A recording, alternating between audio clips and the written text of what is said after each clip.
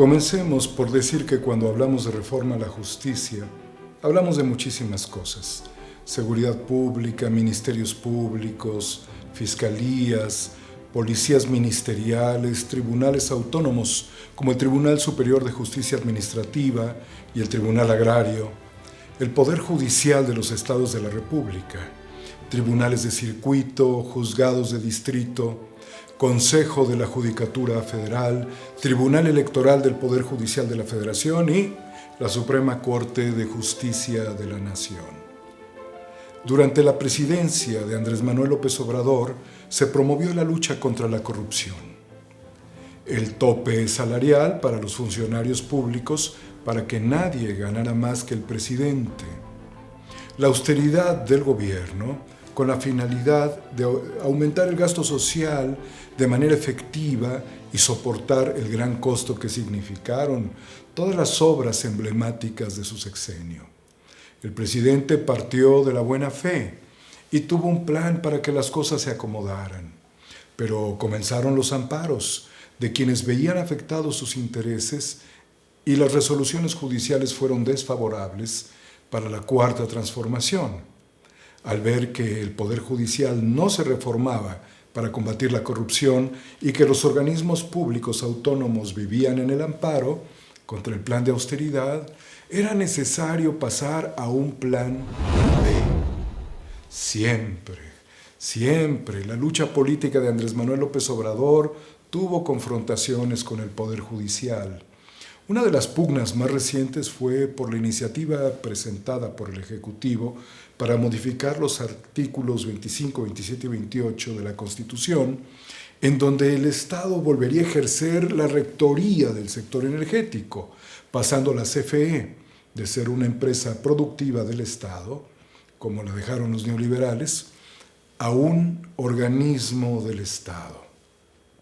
Durante el gobierno de Peña Nieto se desarticuló el sector energético para darle paso a los privados, Cemex, Bimbo, Oxxo, FEMSA, Alsea, Kimberly-Clark y Walmart, quienes participaron en el negocio de la interconexión eléctrica con elevada rentabilidad, aprovechando la situación de desventaja en la que habían dejado a la Comisión Federal de Electricidad. Los privados quedaron en condición de preferencia, aprovechándose también de los subsidios, situación que decidió combatir el presidente López Obrador. Se trata de devolver el papel central al Estado en el sector energético, exploración, extracción y refinación del petróleo, gas, electricidad, además de los minerales radioactivos, el litio y la generación de energía nuclear. Esta reforma, que se planteaba en términos de seguridad nacional y de garantizar el derecho a una vida digna, tiene también un sentido ambiental sustentable, aprovechando la riqueza energética de la nación. En la iniciativa, la Comisión Federal de Electricidad generaría el 54% de la electricidad en el país y los privados el 46%.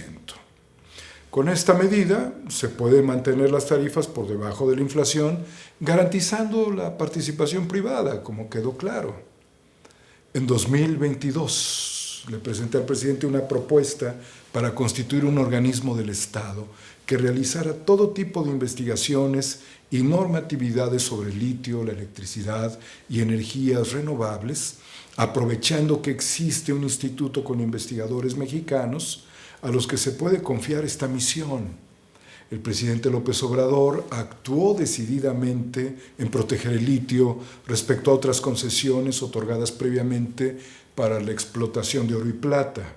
Así el presidente firmó el 18 de febrero del 2023 el decreto de nacionalización del litio. Y evitar con esto que las corporaciones extranjeras tuvieran un control absoluto sobre ese codiciado mineral indispensable para el sector automotriz y donde México figura como el 10º lugar en reservas a nivel mundial. La 65 legislatura, que corrió entre los años 2021 al 2024, que fue la segunda legislatura durante todo el gobierno de López Obrador, significó una pausa en el avance de Morena y sus aliados que no tenían mayoría calificada. Se perdieron varias posiciones legislativas que habían sido alcanzadas en 2018, en la legislatura previa, y en la votación para hacer constitucional la reforma del presidente, esta fue desechada, causando una gran desilusión para la gente que había luchado años atrás contra el pacto de Peña Nieto, pacto contra México. En el recinto legislativo estaban los cabilderos de las empresas extranjeras alentando a la derecha para que echara abajo la iniciativa preferencial de López Obrador. Recordemos que fue en 2013, en la lucha contra las reformas de Peña Nieto, que Andrés Manuel López Obrador sufrió un infarto que lo obligó a apartarse temporalmente de las protestas. Y este es mi razonamiento. Si ya sabemos que nada bueno puede esperarse con la permanencia de Peña en la presidencia, ¿por qué aguantar hasta el 2018?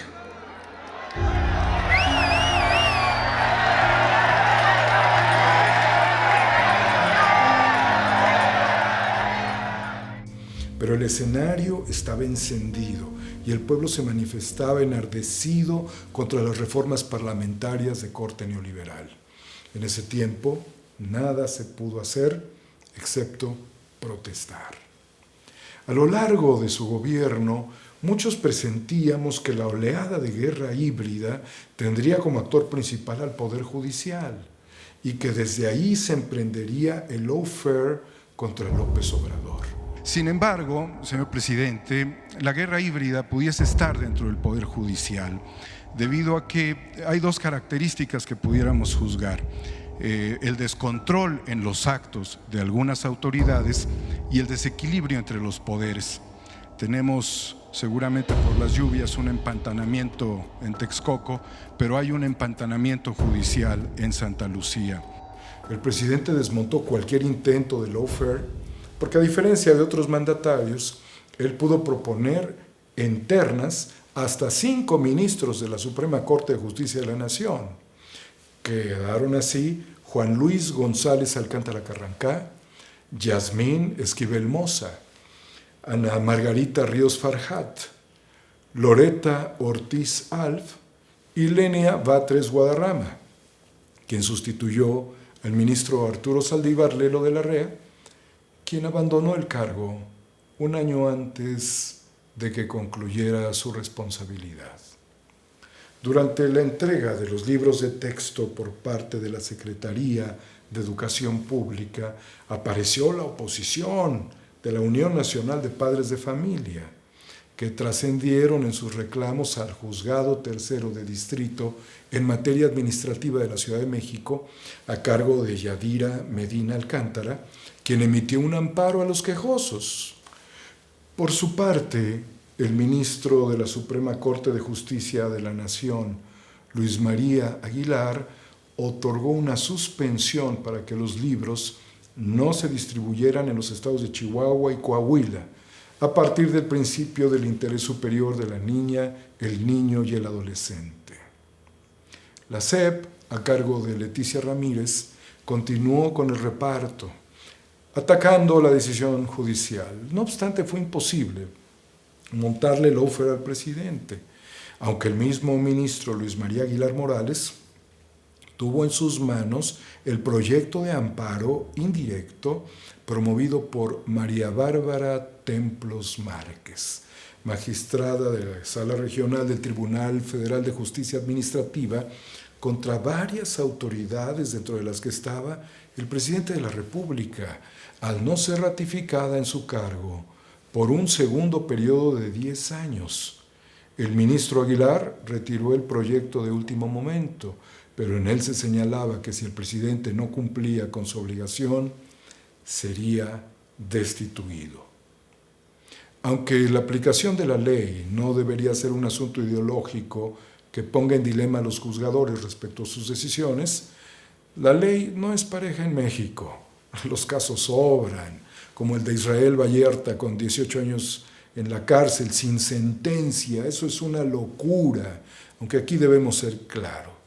Sigue recluido primero por decisión de la Procuraduría General de la República y ahora por la Fiscalía General de la República, dejando al juez maniatado para sentenciarlo.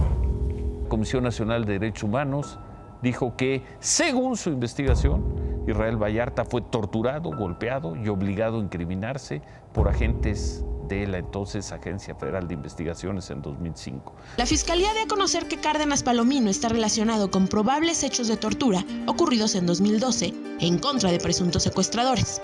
El cercano colaborador de García Luna fue el encargado de la detención de Mario Vallarta Cisneros, hermano de Israel Vallarta y exnovio de Florence Cassés, a quien torturó para obligarlo a firmar una confesión en la que aceptaba formar parte de la banda de secuestradores Los Zodiaco.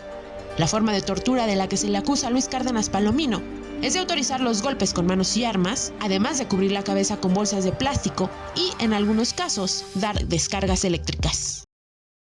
Recordemos también la forma en que la Procuraduría fue tripulada por la señora Isabel Miranda de Wallace y la tortura aplicada contra personas a las que fue necesario aplicarles el protocolo de Estambul para confirmar las monstruosidades que orquestaba Isabel Miranda de Wallace con la autorización de los gobiernos panistas. Esta documentación, digamos, es importante para acreditar precisamente o para reforzar que Isabel probablemente, muy probablemente, fue quien rentó el departamento para plantar las únicas pruebas científicas que existen para mantener a estas personas injustamente privadas de libertad. En mi caso, como titular de la Secretaría Técnica de Combate a la Tortura en ese entonces, la denuncié directamente tanto por la tortura de Brenda Quevedo Cruz como por la simulación de pruebas. Es el delito de falsedad de testimonios en la modalidad de simulación de pruebas. Retomando la ley de la reforma eléctrica del presidente López Obrador, el juez Juan Pablo Gómez Fierro concedió 14 suspensiones definitivas a particulares que promovieron amparos. El 1 de febrero del 2024, la segunda sala de la Suprema Corte de Justicia de la Nación declaró inconstitucional la reforma porque vulnera los principios de libre competencia, congruencia y desarrollo sustentable, siendo 6 empresas que se ampararon contra la iniciativa. El presidente López Obrador señaló que la decisión se trató de una traición a México. Ante la falta de mayoría parlamentaria del bloque de izquierda, se atoraron las reformas. Los privados se habían amparado y hay que decirlo, el pacto contra México de Peña Nieto estuvo muy bien amarrado constitucionalmente al establecer las reglas de generación y mercado eléctrico mayorista y no era fácil desenredar las concesiones otorgadas. Celebro que los coordinadores parlamentarios de las principales fuerzas políticas en la Cámara de Diputados y de Senadores hayan hecho suya esta iniciativa.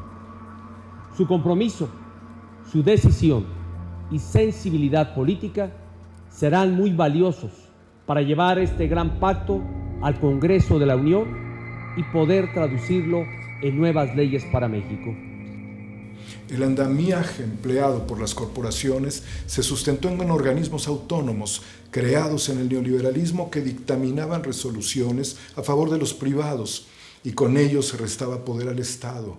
Entre estos organismos constitucionales autónomos están la COFESE, el IFETEL, el Coneval, el Instituto Nacional para la Evaluación Educativa, el INAI, pero dentro de estos organismos también están el INE, el INEGI, el Banco de México, la CNDH, la Fiscalía General de la República. Pocos días después, el 5 de febrero, el presidente de la República mandó 20 iniciativas de reformas constitucionales y legales, entre las que están la elección de jueces, magistrados y ministros por voto popular. De manera directa. ¿Por voto? Con voto abierto. No, espérame. El pueblo va a elegir de forma directa. Se acabó, o espero que se acabe, los acuerdos populares, contrarios al interés del pueblo. El presidente había señalado que nadie es intocable. En ese momento surge el Plan C. Se dio a conocer la existencia de varios fideicomisos de los organismos autónomos y del Poder Judicial. La Auditoría Superior de la Federación presentó un informe en el que se señaló que muchos de los rubros que debían ser cubiertos por los fideicomisos se hacían con gasto ordinario, con lo cual se generaba una acumulación excesiva de dinero en su ejercicio. Además de los problemas que se dieron por las contingencias en Acapulco, requerían recursos extraordinarios. El gasto social que ejerce el gobierno es muy grande y ese dinero debería integrarse en los objetivos del gobierno central. Cabe mencionar que no fueron tocados en las iniciativas del presidente los fideicomisos de las Fuerzas Armadas. El ministro en retiro, José Ramón Cosío, aliado de Claudio X González, de acuerdo con la 4T, promovió un juicio de amparo contra la extinción de los 13 fideicomisos del Poder Judicial. Todo estaba orientado para que se impulsara una estrategia política electoral en el 2024 basada en el Plan C, que cambiaría las bases de nuestro país con las reformas que se impulsarían al alcanzar la mayoría calificada. Luego de que el proceso interno de Morena concluyera entre enormes gastos y sinsabores, Claudia Sheinbaum Pardo fue elegida el 7 de septiembre del 2023 como la candidata de la izquierda a la presidencia de México. El 2 de junio, Morena, el PT y el Verde arrasaron en la elección federal, ganando Claudia Sheinbaum la presidencia de la República en un hecho histórico, al ser la primera mujer en llegar a la responsabilidad máxima de nuestro país. También la izquierda alcanzó importantes triunfos en los estados en pugna, excepto en Guanajuato y Jalisco. Este fue el resultado más grande de la historia. La gente votó por el Plan C del presidente y por él mismo, representado por los cargos que aparecieron en las boletas. Es decir, que nadie se engañe con su propio ego. Durante el proceso electoral y luego de su resultado, los jueces, magistrados y ministros, además de los 50,000 trabajadores del Poder Judicial y sus familias, se mantenían en las calles en señal de protesta por la reforma al Poder Judicial. Sin embargo, la izquierda no alcanzó la mayoría absoluta en el Senado de la República en dicha elección. Ante esta situación, el Plan C sería rechazado. El Poder Judicial no va a caer, no va a caer. El Poder Judicial no va a caer, no va a caer. A las 0 horas del 19 de agosto del 2024 inició el paro de labores del Poder Judicial en el país. Un hecho inédito en donde los juzgadores salieron a las calles a lanzar consignas, pusieron lonas en los edificios judiciales, exactamente al revés de lo que siempre había ocurrido, que los quejosos se manifestaran en juzgados, tribunales y la corte. Ahora, al revés. Este hecho inédito ponía al gobierno de López Obrador en preocupación. El dólar cotizó ese día en 18 pesos con 62 centavos. Los universitarios salieron a las calles. Sus consignas señalaban reforma sí, así no. Defendían la independencia judicial frente a la reforma y repudiaban que se perdiera la carrera judicial, además de criticar el método de elección. La 61 legislatura se instaló el 1 de septiembre del 2024, un mes antes del cambio de poderes entre Andrés Manuel López Obrador y Claudia Sheinbaum. El Congreso de los Estados Unidos Mexicanos abre hoy, 1 de septiembre de 2024, el primer periodo de sesiones ordinarias del primer año de ejercicio de la 66 legislatura. Tras no alcanzar la mayoría calificada en el Senado, el coordinador Adán Augusto López operó con información muy precisa para conseguir que el objetivo de la reforma no fracasara. La coalición Morena, PT y Verde en el Senado llegaba a los 83 legisladores.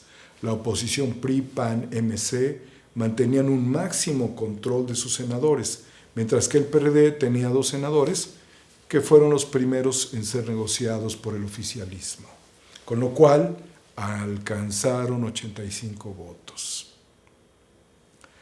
En esos días fui informado de una negociación oscura de Morena con Miguel Ángel Yunes Márquez, quien había llegado al Senado por Veracruz para alcanzar la mayoría calificada. Situación que parecía poco creíble, más aún que existía una orden de aprehensión en su contra promovida por la Fiscalía de Veracruz por los delitos de falsedad ante la autoridad y fraude procesal. La acusación ocurrió en 2021, pero fue reactivada en 2024 durante el proceso electoral federal. Se emitió una ficha roja de Interpol y se dio aviso a las autoridades estadounidenses para su localización y captura. El padre del senador Yunes Márquez, Miguel Ángel Yunes Linares, es enemigo de Andrés Manuel López Obrador. Insisto, no es un rival político, es un enemigo de AMLO y de toda la izquierda. Le voy a demostrar que es un corrupto, que tiene prestanombres, que tiene ranchos en Chiapas y en Tabasco. No le saques, loco. Nos vemos el domingo en la tarde en Jalapa, en la Plaza Lerdo. Mañana te respondo. Hoy no tengo tiempo, tengo muchísimo trabajo. A diferencia de ti, que eres un vividor, que vives del presupuesto, que tienes 18 años sin trabajar. En su paso por el gobierno del estado de Veracruz entre 1992 y 1997, fue secretario de gobierno del priista Patricio Chirinos. Desde su oficina, Yunes actuó contra el ingeniero Cuauhtémoc Cárdenas, fabricando un montaje para ridiculizarlo frente a la prensa en el café de la parroquia. Acciones de un barbaján. Yunes Linares fue diputado por Veracruz. Ha sido 2 veces diputado federal, secretario de gobierno, subsecretario de Seguridad Pública Federal en el gobierno de Vicente Fox, director del ISSSTE en el gobierno de Felipe Calderón. En 2016 se convirtió en gobernador de Veracruz y actuó determinantemente para fracturar al primer grupo parlamentario de Morena en ese estado y lo consiguió. Dobló a varios legisladores locales, además de que siendo gobernador ocurrieron hechos muy dramáticos que afectaron la moral del grupo parlamentario de Morena en el Congreso Federal. Tal fue el caso del lamentable asesinato de la hija de la diputada Carmen Medel, Valeria, estudiante de medicina de 22 años, quien murió en un ataque decidido a su persona en Ciudad Mendoza, Veracruz. La diputada Medel se encontraba en su curul en sesión parlamentaria cuando fue informada de la tragedia que la enlutó y también a todo el Congreso de la Unión y al país. Este fue el momento en el que la diputada federal mexicana Carmen Medel Palma, del Movimiento Regeneración Nacional Morena, partido del presidente electo Andrés Manuel López Obrador, se entera del asesinato de su hija, noticia que le provocó una crisis nerviosa y derivó en la suspensión de la sesión parlamentaria. Numerosos integrantes de la Cámara, especialmente mujeres, se acercaron para consolarla.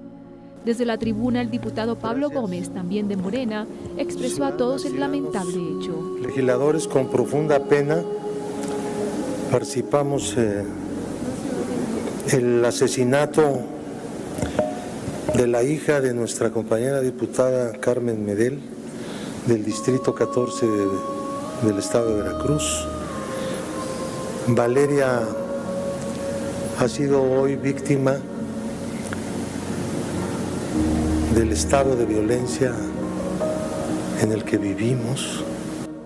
Este terrible hecho ocurrió ahí mismo, en San Lázaro, 22 días antes de que rindiera protesta Andrés Manuel López Obrador como presidente. Yunes, quien militó en el PRI y el PAN, se peleó con el Bester Gordillo, su madrina política. Cuando fue secretario de Seguridad Pública, su jefe, Ramón Martín Huerta, a quien yo conocí, murió semanas después de una entrevista exclusiva que le hice. El helicóptero en el que se trasladaba rumbo al penal de máxima seguridad de Almoloya de Juárez el 21 de septiembre del 2005 fue derribado por un misil, de acuerdo a información que obtuve de destacada fuente militar. En mi caso sé que la tarea siempre será difícil porque tenemos una serie de rezagos y de problemas de antaño, pero 2005 estará enfatizado por la etapa previa a la elección, que muchas veces es más complicada que el año mismo de elección. Es un año de definiciones de candidaturas y la gestión de las candidaturas al interior de los partidos provoca como nunca muchos estragos.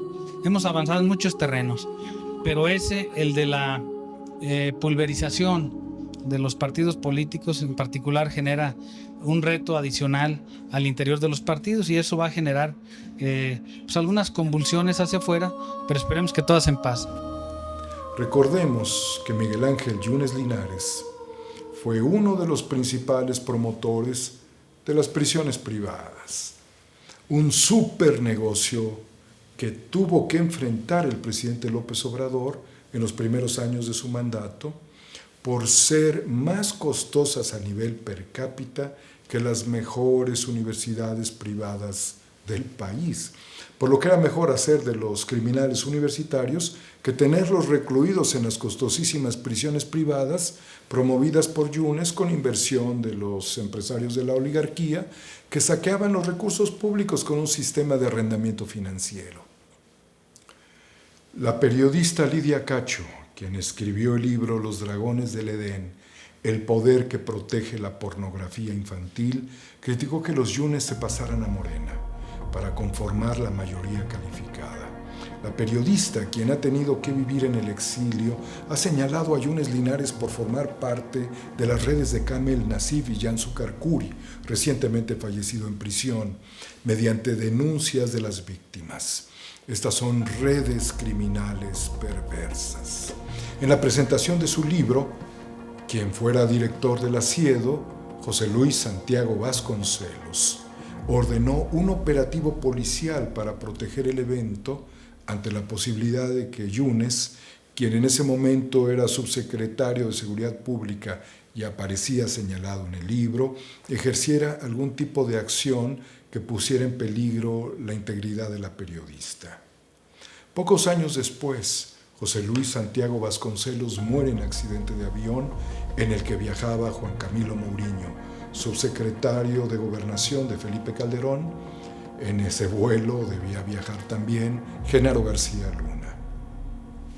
En las páginas de Memorias de una infamia, Lidia Cacho recuerda el enorme desgaste físico, económico y emocional por las acciones legales emprendidas por el vulgar, despiadado, cínico y mafioso sinvergüenza exgobernador de Puebla Mario Marín, protector de la red criminal del poderoso empresario Kamel Nasif, su socio criminal Yansu Karkuri y la mafia política. ¿Dónde está Yunes Linares? En su recuento, Cacho menciona el caso de la niña de 6 años, Merle Yuridia Mondain Segura, la cual fue víctima de Alejandro Brown Díaz, despiadado criminal quien la tuvo sometida en un departamento en Acapulco donde perpetró abusos físicos y sexuales contra la menor hasta matarla y descuartizarla, grabando la tortura y la muerte de la niña. El abogado de la familia, Javier Olea, denunció penalmente al ministro de la Suprema Corte de Justicia de la Nación, Ernesto Díaz Infante Aranda, de presionar a los magistrados Eufemio Zamudio Alemán y Gilberto Arredondo Vera para ayudar al chacal Alejandro Brown Díaz a evadir la acción de la justicia y escapar del país. El abogado del chacal, Enrique Fuentes León, entregó $500,000 al ministro para salvar a su cliente. El chacal fue rescatado de la prisión y trasladado en helicóptero a Acapulco y después en avión a Guatemala con destino final a Chile. Al Chile del otro chacal, Pinochet. La trama fue demostrada por el abogado defensor de la menor, quien consiguió que los magistrados y el ministro fueran procesados por corrupción. En un pacto de impunidad, el miserable ministro Ernesto Díaz Infante estaba protegido por otros ministros quienes sentaron al procurador Carpizo para pedirle que no fuera vinculado por estos hechos y evitar que se dañara la imagen de la Corte. Jorge Carpizo MacGregor no se inmutó y turnó el expediente a un juez federal. El ministro Ernesto Díaz Infante estuvo prófugo 10 años y fue capturado por el FBI en 2001 en San Antonio, Texas, y llevado a prisión, donde salió en 2004 para llevar su pena en prisión domiciliaria. Se le fincaron los delitos de cohecho y contra la administración de la justicia. Murió a los 77 años. El chacal, Alejandro Brown Díaz, se mantiene en calidad de prófugo de la justicia, mientras que el abogado de los sobornos, Enrique Fuentes León, murió en junio del 2013. Lidia Cacho, quien ya había sido víctima de tortura, encarcelamiento por Mario Marín, buscó un abogado valiente que no se doblara ante la operación de compra de voluntades de jueces por la organización política y empresarial de estos pederastas. No sé si tengan dudas de la indignación de Lidia Cacho sobre la adquisición de los Yunes como senadores de Morena o de sus aliados en el Verde. Fue subsecretario de Gobernación con Fox, y cuando él era el responsable de cuidar los penales de alta seguridad, se escapó por primera vez el Chapo de Puente Grande. Y saben que el Chapo salió caminando por la puerta y él era el responsable. Luego, en el 2006, en sociedad con el Bester Gordillo, le ayudan a Calderón para hacernos el fraude.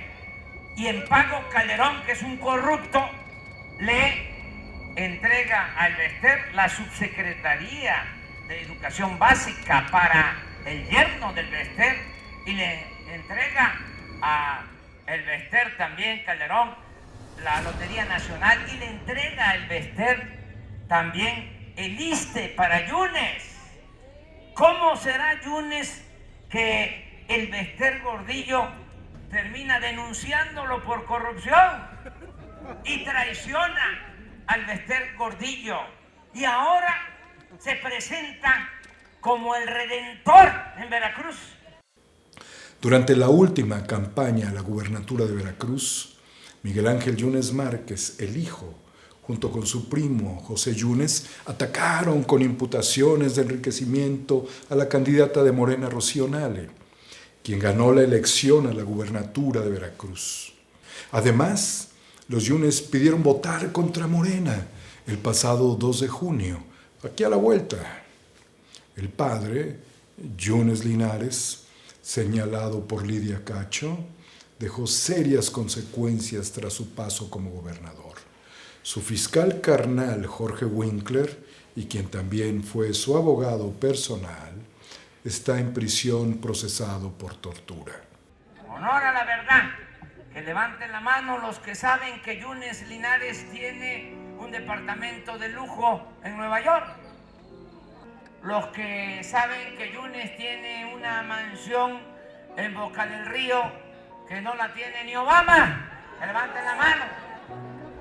Bájenla, que levanten la mano los que saben que Yunes Linares tiene un yate en Cancún, que levanten la mano. Que levanten la mano los que saben que el hijo de Yunes Linares es senador de la República.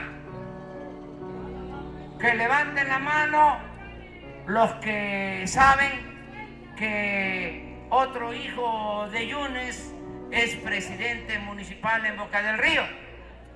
Que levanten la mano los que saben que otro hijo de Yunes apareció en una lista porque lava dinero en el extranjero. Que levanten la mano los que lo sabían. Bájenla, que levanten la mano los que no lo sabían.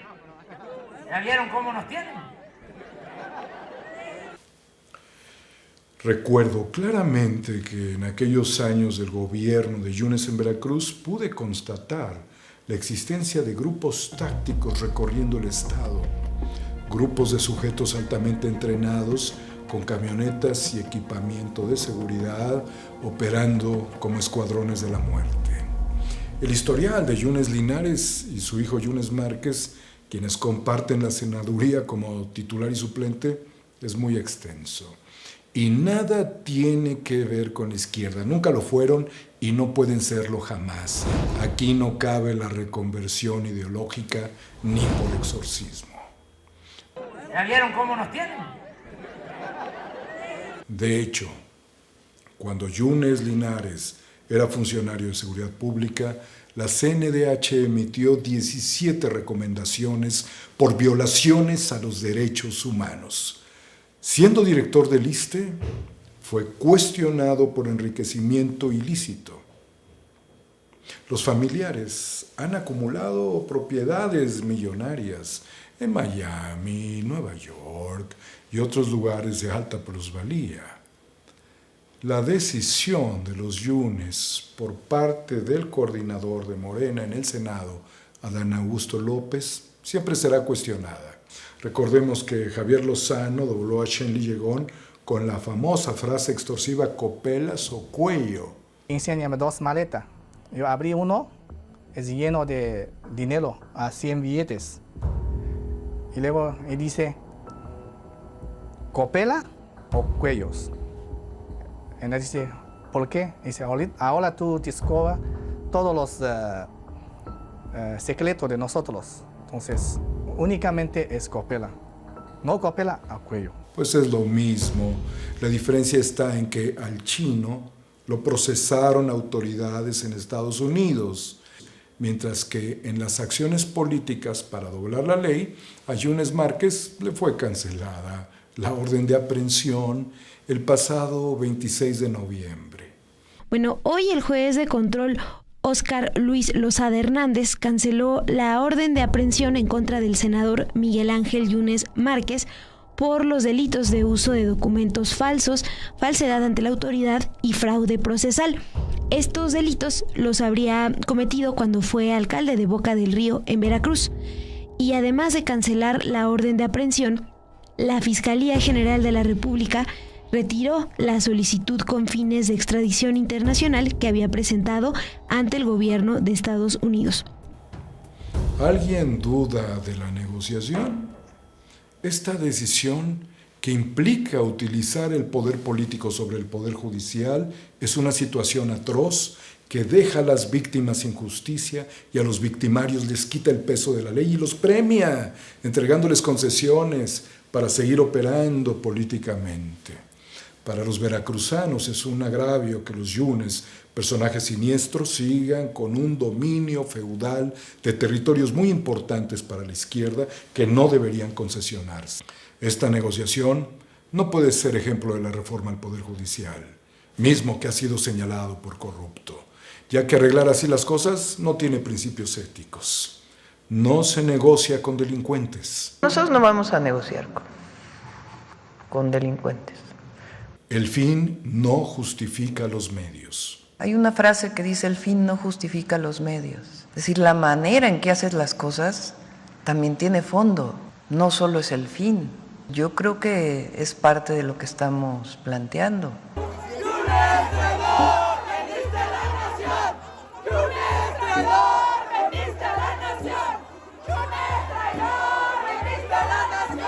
Los opositores a la reforma y quienes señalan a los Yunes de traidores están totalmente equivocados. Los Yunes no traicionan a nadie, si no tienen ideología, sino intereses. Los Yunes solo existen para los Yunes, y esa es la carga que tiene Morena y su responsabilidad histórica.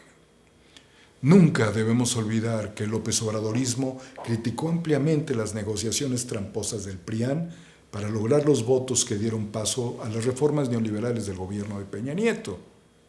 En las protestas frente al Senado contra la reforma energética de Peña Nieto, dialogué con la doctora Claudia Sheinbaum aquel diciembre del 2013 y nos preguntamos cuánto le dieron de moche a los legisladores que se doblaron al pacto contra México. A las y los diputados y senadores del PRI, PAN y PRD se les gritó en ese tiempo traidores a la patria. La reforma al Poder Judicial ocurrió la noche del 11 de septiembre del 2024, precisamente en el último mes en el poder de Andrés Manuel López Obrador.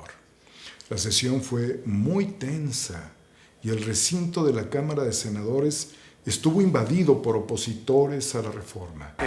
Tenemos información de que ingresó un número de manifestantes al interior de este inmueble. Están en la explanada principal. Viene más gente. No podemos arriesgar la vida de las senadoras y de los senadores.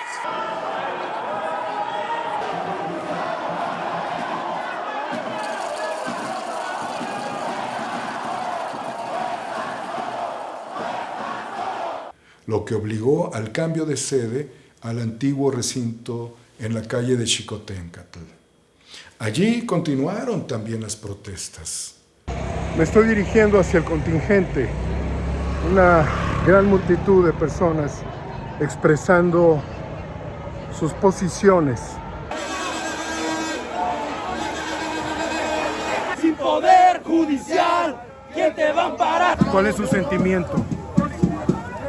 Pues mire, yo me enfoco en lo positivo y en lo bueno y seguiremos de pie en esta lucha desde el amor y el respeto, porque nosotros no estamos aquí por partidos políticos, nosotros estamos aquí por una reforma justa para todos. Y claro que nos van a atacar, claro que nos van a amenazar, pero aquí seguimos al pie de la lucha porque no tenemos miedo. ¿Cuál es el sentir de la Universidad Autónoma Metropolitana y de la carrera de Derecho respecto a la reforma? Estamos divididos. Como en la situación social de este país, estamos divididos. Gente que apoya la reforma y gente que está en contra de la reforma. La gente que estamos en contra de la reforma, lo que queremos es respeto a los derechos humanos, respeto a la Constitución, respeto a la legalidad, respeto a los contrapesos constitucionales, respeto a la división de poderes. Eso es lo que queremos. Policía opresor, defiende al dictador. Logré infiltrarme hacia la calle de Tacuba, a la parte posterior del primer frente de contención de la Secretaría de Seguridad y Protección Ciudadana de la Ciudad de México. Aquí podemos ver el segundo nivel en donde se encuentran custodiando el ingreso para evitar que eso suceda. Un mensaje para los estudiantes.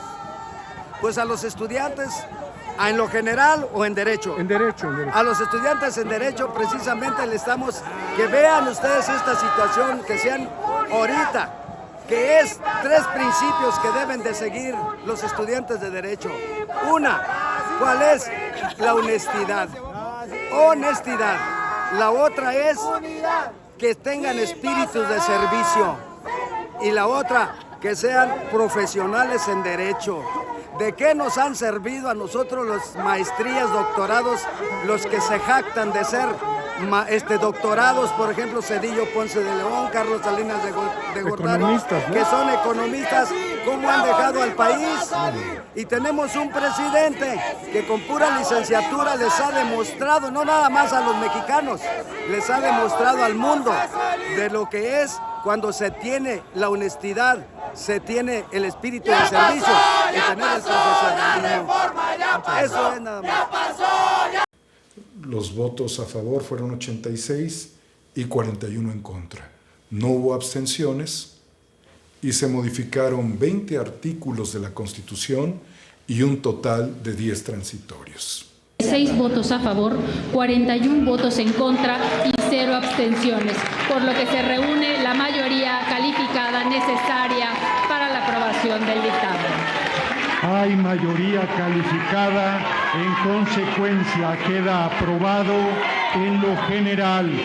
y en todo lo no reservado del proyecto de decreto por el que se reforman, adicionan y derogan diversas disposiciones de la Constitución Política de los Estados Unidos Mexicanos en materia de reforma al Poder Judicial. Un mes después, el 12 de octubre, y mediante una tómbola con centenares de pelotitas, se determinó el futuro de 850 jueces y magistrados que perderían su trabajo para ser sustituidos por otras personas. La suerte de las y los juzgadores causaría indignación en estas personas porque muchos han desarrollado su actividad con enorme esfuerzo a lo largo de décadas, representando un capital jurídico e intelectual que en esos momentos tenía ya fecha de caducidad. Inicié mi carrera judicial en el estado de Tamaulipas como secretaria de tribunal colegiado. Estuve ahí 5 años, posteriormente concursé en un examen de oposición para ser jueza de distrito y se me dio adscripción en Chilpancingo, en el estado de Guerrero. En el estado de Guerrero estuve casi 3 años de mi carrera judicial. Posteriormente fui trasladada al estado de Morelos, en donde estuve en la ciudad de Cuernavaca, también en un juzgado de distrito. Posteriormente pasaron otros 3 años y concursé para obtener el cargo de magistrada federal y fui adscrita aquí a la Ciudad de México, en donde actualmente me desempeño. Mi carrera judicial ha sido una carrera que es producto del esfuerzo, de la dedicación, del trabajo cotidiano en los órganos jurisdiccionales. Este hecho es inédito en la historia de la abogacía y los juzgadores a nivel mundial. Ahora que fueron elegibles los posibles juzgadores, que todavía tendrán otro proceso de selección de donde saldrán los candidatos finales, el proceso fue imperfecto, como quedó demostrado por un abogado que aplicó para juez sin presentar documentos en el registro de la plataforma legislativa. Me dio risa, pero después una gran molestia, comentó Jai sobre la sorpresa que experimentó al ver su nombre en la lista de seleccionados, ya que para él este suceso no solo fue un incidente aislado, sino una clara señal de que el proceso de selección carece de la rigurosidad que las autoridades del Comité del Legislativo han proclamado.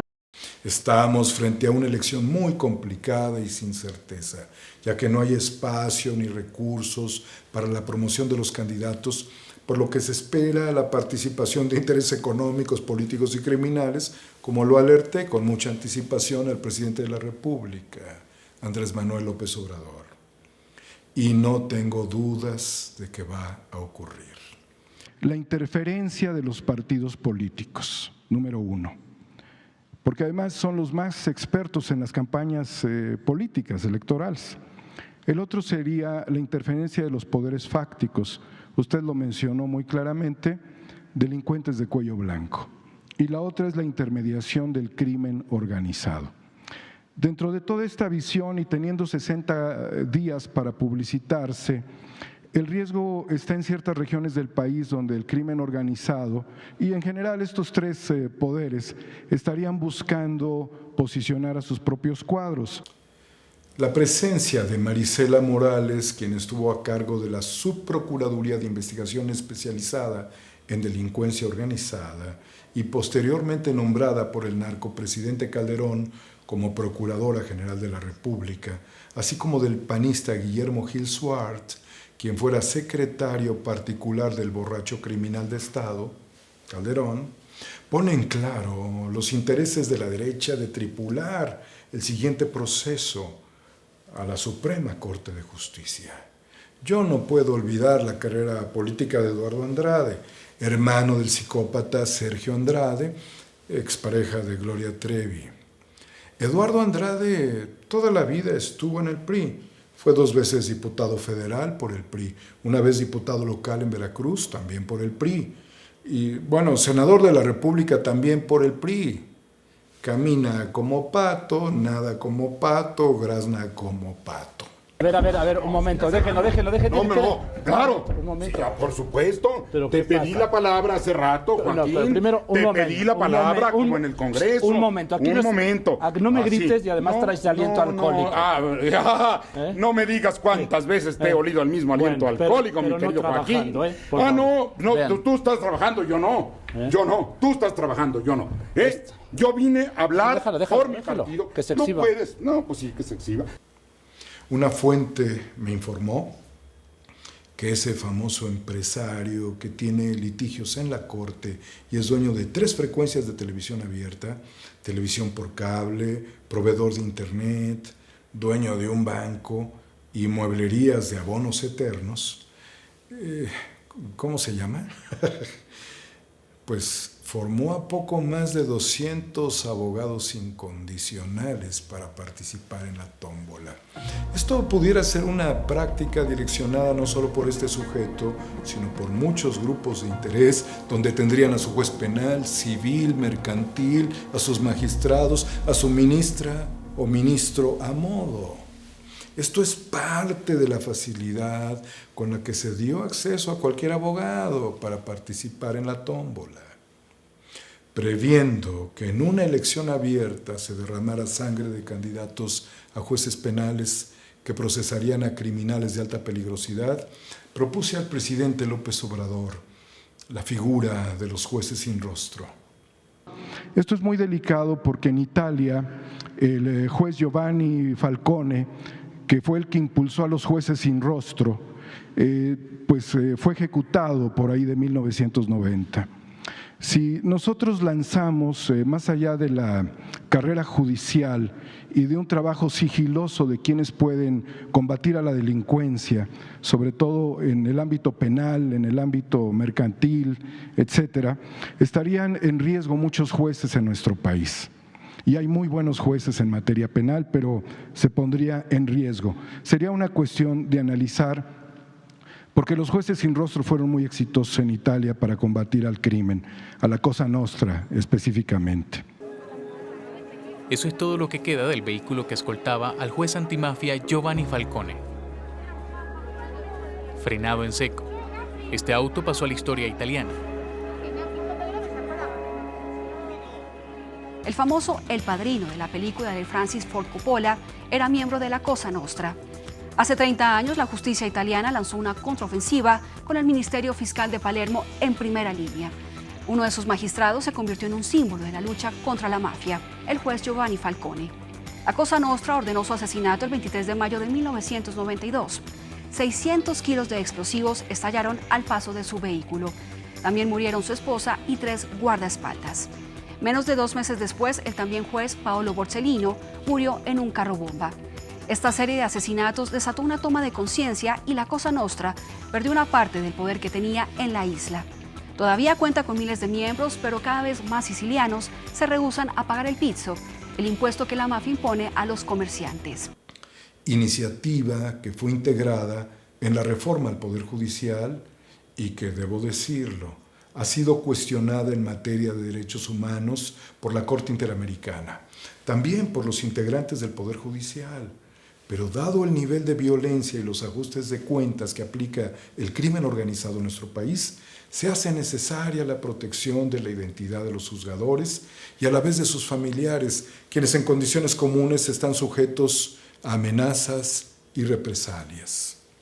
Sobre la figura de los jueces sin rostro, me han cuestionado si yo estaba protegiendo a través de esta elección que no se manchara el nombre del presidente López Obrador ante el eventual ataque a un juzgador. Mi risposta categorica es sì. Una definizione che possa far comprendere adeguatamente che cos'è il fenomeno mafioso. Però un punto credo che sia importante, bisogna distinguere nettamente quello che è una mentalità, un comune sentimento se vogliamo, da quella che è l'organizzazione criminosa in quanto tale. Ecco, io credo che essere riusciti a separare, a denucleare da un tessuto sociale infetto quella che è una organizzazione criminosa in quanto tale. Considero que debe reforzarse la Suprema Corte de Justicia de la Nación con la llegada de nuevas ministras y ministros, ya que sus integrantes son los abogados de la República y son vistos en todo el mundo y reconocidos por sus actos. Además de que en las condiciones de la reforma se reducirá de 11 a 9 integrantes. Se eliminarán las 2 salas que actualmente existen y se multiplicará la carga de trabajo. Hagamos un comparativo. La Corte Suprema en Estados Unidos resuelve cerca de 100 casos al año, mientras que la Suprema Corte de Justicia en México resuelve más de 8,000 casos al año, motivo por el cual se debe de tener los perfiles adecuados, totalmente desvinculados de partidos políticos y poderes fácticos, cuya conducta sea ejemplar e incuestionable, con un gran nivel académico, garantizado, alto desempeño y máximo compromiso con la justicia. Nada menos que eso por el bien de México.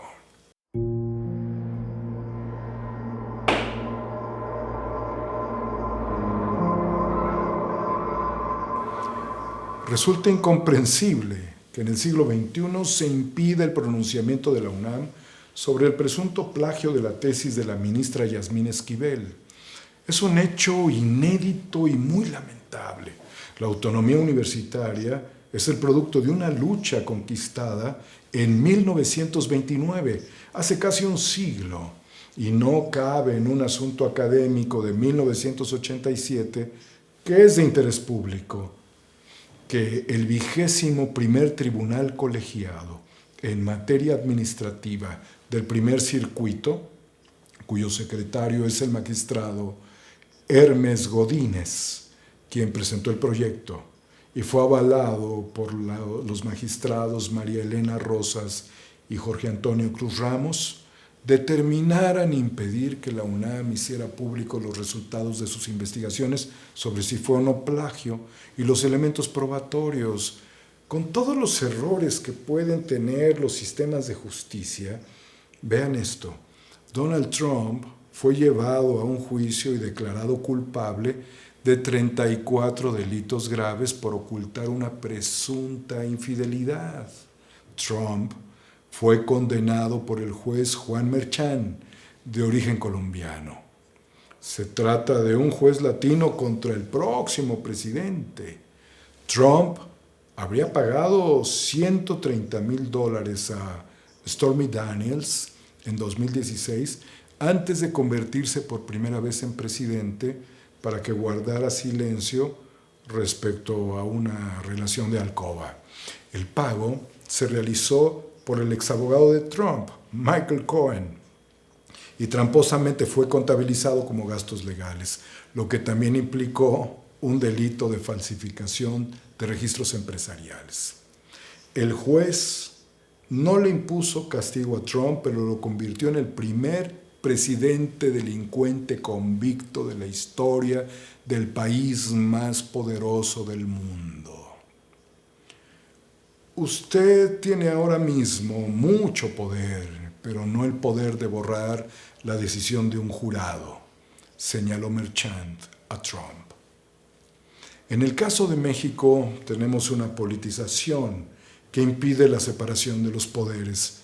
Sobre la tesis en cuestión no solo actuó el 21º Tribunal Colegiado en materia administrativa del primer circuito, también el de Justicia Administrativa, que declaró la nulidad de la evaluación por parte de la UNAM.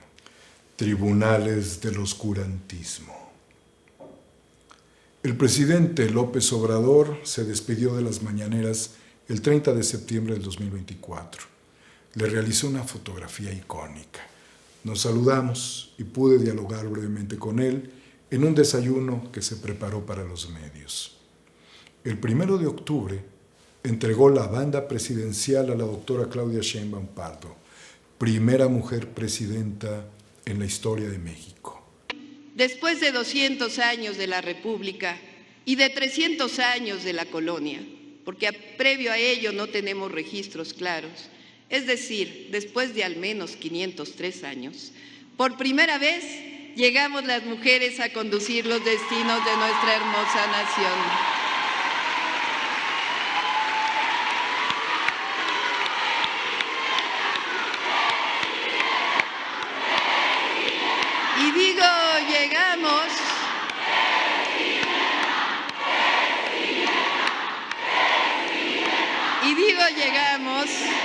porque no llegó sola, llegamos todas.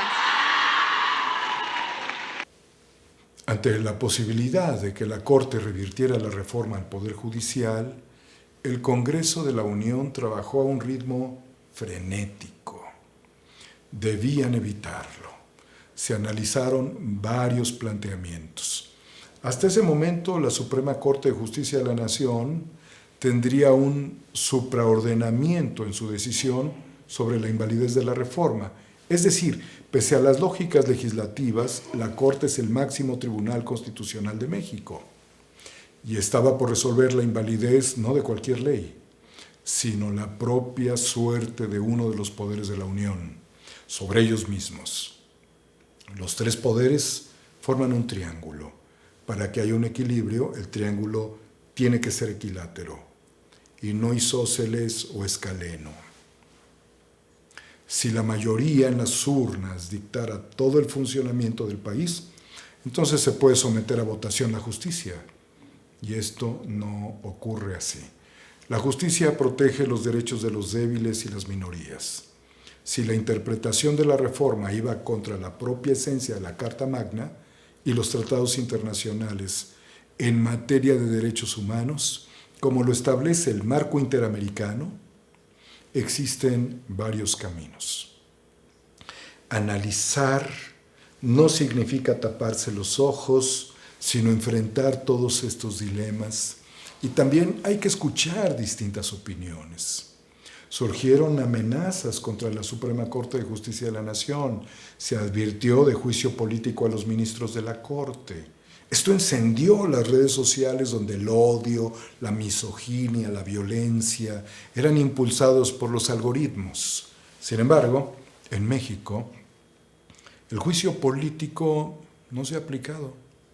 Si se quisiera actuar, se debería dar resolución a la lista de juicios que desde hace varias décadas fueron promovidos y se encuentran sin ejecución, empolvados. Luego de sacarlos de los archiveros y calificarlos, se tendría que llegar a un juicio actual, a este último.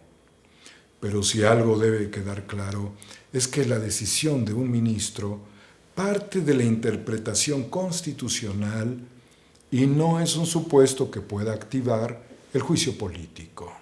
Los primeros 8 juicios políticos son para el mismo número de ministros, todavía de la Suprema Corte: Jorge Mario Pardo Rebolledo, Alfredo Gutiérrez Ortiz Mena, Alberto Pérez Dayán, Javier Lainez Potisek, Norma Lucía Piña, Juan Luis González Alcántara Carrancá, Ana Margarita Ríos Farjat. Ahí quedamos. ¿Y esto cuándo van a empezar a discutirlo, diputado? Ya estamos desahogando el procedimiento, estamos esperando el dictamen de la subcomisión de examen previo y quiero comentar también a ti y a tu auditorio, Azucena, que dentro de este primer paquete también van otros integrantes del Poder Judicial a los cuales se les inició y fue ratificado este tema de juicio político. Era necesario que el Congreso pensara en una vía radical ante la oleada de juicios de amparo promovidos contra la reforma al Poder Judicial y valorando el supraordenamiento en la interpretación de la reforma que tiene el máximo tribunal constitucional del país. El debate fue muy intenso entre los poderes en choque. Adelantándose a la sesión del Pleno de la Corte, el 25 de octubre fue votada la llamada supremacía constitucional, alcanzando 85 votos a favor y 41 en contra en la Cámara de Senadores. Iniciamos la discusión. Morena busca un gobierno autoritario. En una sesión que inició por la noche y continuó en la madrugada, el Pleno del Senado aprobó en lo general y en lo particular, con 85 votos a favor de Morena, Partido Verde y PT, y 41 votos en contra del PAN, PRI y MC, la reforma de supremacía constitucional. Y con esta reforma se hacen improcedentes los juicios de amparo, controversias constitucionales o acciones de inconstitucionalidad cuando se trate de reformas a la Carta Magna. Las impugnaciones a la reforma al Poder Judicial que estaban en marcha, supongo, no sé, quedarían sin efecto, aunque la ley no es retroactiva y de esta manera se desarticulaba la Suprema Corte de Justicia de la Nación ante las determinaciones reformistas del Poder Legislativo. Surgieron muchos cuestionamientos respecto a la supremacía constitucional, sin un poder que pueda amparar a las minorías ante cualquier acción futura que implique reformas constitucionales. Por ejemplo, se puede aplicar la pena de muerte por algunos delitos federales, se puede proscribir una ideología, si la mayoría calificada así lo determina y lo plasma en una reforma a la Constitución. La supremacía constitucional es un cheque en blanco. Se mantenía la cita programada por la Suprema Corte de Justicia de la Nación para el 5 de noviembre y el proyecto alternativo de reforma al Poder Judicial que presentaría el ministro Juan Luis González Alcántara Carrancá. La expectación era mayúscula entre los más de 50,000 trabajadores del Poder Judicial y sus familias, también por los miembros del Congreso de la Unión, quienes estaban en alerta máxima. Recordemos que el ministro Juan Luis González Alcántara Carrancá fue propuesto en una terna por el presidente López Obrador.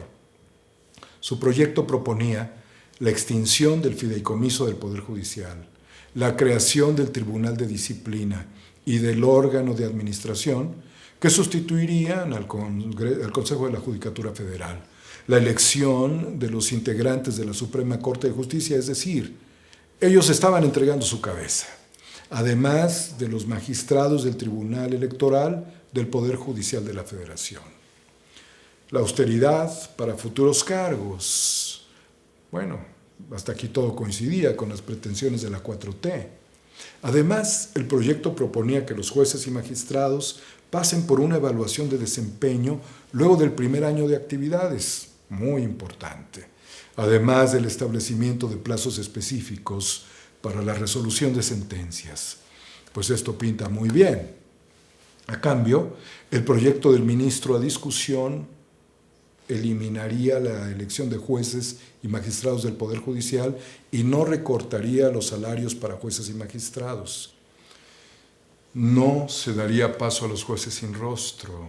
Se impediría que no sean controvertidas las sentencias del Tribunal de Disciplina, no suspender normas generales en juicios de amparo principalmente. ¿Qué caso tenía este proyecto presentado de tiempo si la reforma ya había sido votada? Estoy seguro que hasta por menos de esta iniciativa, en el proyecto del ministro González Alcántara Carrancá, el presidente López Obrador hubiera visto muy positiva la actitud de la Suprema Corte de Justicia de la Nación, siempre que oportunamente la ministra Norma Piña hubiese mandado las señales de un espíritu reformador antes de que se inspirara el Plan C, aquel 5 de febrero. Evidentemente, la Corte, que es el máximo tribunal constitucional, y el Poder Judicial, cuyo tamaño es enorme en comparación con la Corte, habían dudado que se lograra la mayoría calificada. Se durmieron en sus laureles. El 5 de noviembre del 2024 se presentaron los 11 ministros, de los cuales 4 son mujeres. Las consideraciones eran que el bloque opositor a la reforma presidencial estaba conformado por un total de 8 ministros, quienes se advertía se pronunciarían por la inconstitucionalidad de la reforma al Poder Judicial y respaldarían el proyecto de González Alcántara Carrancá. Si esto hubiera ocurrido, desde San Lázaro ya se preparaban acciones contra los integrantes de la Corte debido a que se señalaba que la discusión estaba fuera de las atribuciones de este órgano colegiado constitucional, que no se puede eliminar ni alterar lo reformado. Si eso estaba claro para las y los diputados, nos encontrábamos frente a un problema luego de la promulgación de la reforma, porque no se eliminaron las 2 salas de la Corte, seguían funcionando, y tampoco el número de ministras y ministros de 11 a 9. Entonces estábamos en un escenario un tanto surreal, cuestión de tiempo acaso, cuando tocó el turno de participación del ministro Alberto Pérez Dayán, al instante este se dobló. Aceptando con el proyecto que los actores tienen legitimación para promover una acción de inconstitucionalidad, porque así se las permite precisamente la Constitución, la aquí analizada es, en mi concepto, total y absolutamente improcedente, y ello conduce a sobreseer en ella conforme a los precedentes a los que me he referido. Por más que me trate de convencer a mí mismo de lo contrario, resolver en el sentido que propone la propuesta sería, lo digo con todo respeto y exclusivamente en el fuero de mi propia persona, responder a una insensatez llevada irresponsablemente al texto supremo con otra insensatez equivalente, al forzar el ejercicio de una facultad que no me fue conferida en el conocimiento de una acción de inconstitucionalidad. Gracias, señora ministra presidenta. Y el bloque se rompió. Pérez Dayán señaló que la acción de inconstitucionalidad es total y absolutamente improcedente. De esta manera, a las 3 ministras que estaban en contra de la propuesta, se sumó Pérez Dayán. A los pocos minutos de la enorme tensión que significó la histórica sesión, la Corte se encontraba acorralada por la supremacía constitucional. A lo largo de la sesión, el ministro Luis María Aguilar fue atacado sistemáticamente, exhibiendo los cambios en sus decisiones en pasadas votaciones. Yo creo, desde mi punto de vista, esta reforma que afecta a la totalidad del Poder Judicial no debimos haberla resuelto ni jueces de distrito, ni magistrados de circuito, ni ministras y ministros que el día de hoy la estamos discutiendo. Gracias. Ministro Aguilar. Discúlpeme que vuelva a tomar la palabra, pero muy lejos de lo que yo quisiera, de estar haciendo un diálogo personal en este asunto, yo entiendo que podamos discutir sobre precedentes en general de este tribunal y no de su origen, de quién fue el ponente o quién fue el que votó tal cosa. Esto es una cuestión de asuntos de la Suprema Corte de Justicia. Una vez que se alcanzaron las votaciones, no importa quién las propuso o no. Luego de un receso que tenía en vilo al país ante una crisis constitucional que parecía inminente, la presidenta Norma Piña aceleró el trámite. La situación era incómoda para los 7 ministros del bloque opositor, mientras la algarabía estaba en las 3 ministras y las cámaras de diputados y senadores. No así en Alberto Pérez Dayán, quien traía el chaleco puesto, y el repudio generalizado de todos los jueces y magistrados federales a quienes traicionó. Faltaba determinar la construcción de la mayoría para determinar la invalidez de la reforma constitucional. Se hizo la consulta desde la presidencia a las y los ministros para conocer su posicionamiento respecto a si se requerían 8 votos para lograr la mayoría, a sabiendas que solo tendrían 7, o si, de acuerdo al nuevo texto constitucional de la reforma, que señala en el último párrafo de la fracción segunda del artículo 105 de la Constitución Política de los Estados Unidos Mexicanos, que la mayoría calificada se alcanza con 6 votos. El ministro Alfredo Gutiérrez Ortiz Mena se manifestó a favor de 6 votos. El ministro Juan Luis González Alcántara Carrancá señaló algo que marcó el rumbo final de la sesión. Yo me expresé como mencioné, que eran 6 votos los necesarios para invalidar según la literalidad del artículo 105 constitucional. Sin embargo, en estas condiciones, en medio del asunto mismo que estamos por votar, no creo que sea correcto entrar al fondo del asunto. Las reglas del juego no se establecen en plena jugada. Con la misma autocontención que guió la elaboración del proyecto, creo que hoy nos corresponde autocontenernos y parar. Es decir, es estéril el estudio de fondo si ya se pronunciaron las señoras ministras Yasmín Esquivel, Ortiz Batres y el ministro Pérez Dayán por la improcedencia de este medio de control. Y se manifestaron también los 4 por la voluntad de no obligarse a la mayoría de la precedencia y por lo tanto de no pronunciarse respecto del fondo. Recuerdo en este punto que el proyecto contiene únicamente declaraciones de invalidez y que, sin ellos 4, ninguna invalidez es posible bajo el parámetro de 8 votos que previamente regían nuestra mayoría calificada. ¿Es cuánto? Gracias, ministro. 8 votos. No. 6. No creo que sea correcto entrar al fondo del asunto. Las reglas del juego no se establecen en plena jugada.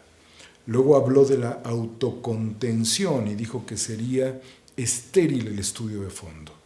Su decisión fue a favor de 6 votos.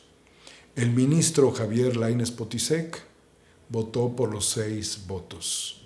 Margarita Ríos Farjat también por los 6, al igual que la ministra presidenta Norma Piña Hernández.